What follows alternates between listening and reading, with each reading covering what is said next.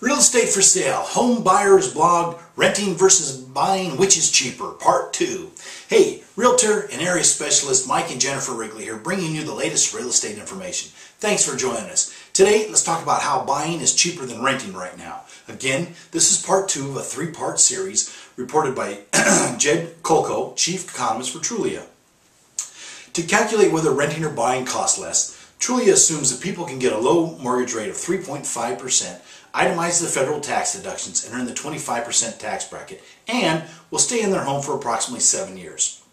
They did the following calculations. First, they looked at homes for sales and rentals listed on Trulia in June, July, and August 2012.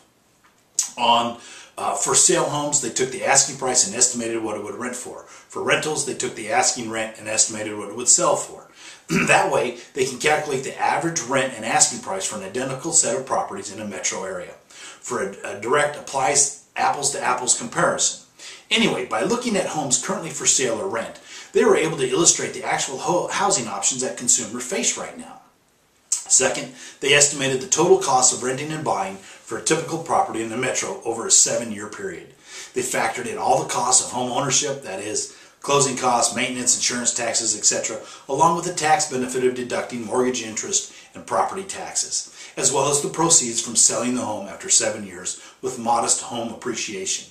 On the rental side, they factored in renter's insurance and the security deposit. Finally, they calculated the net present value of all those costs to capture the opportunity cost of tying your money up in a down payment.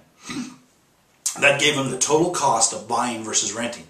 They then calculated the dollar difference and percentage difference between renting and buying. Finally, they looked at alternative scenarios for the cost of renting versus buying by changing the mortgage rate, the income tax bracket for tax deductions, and the time horizon.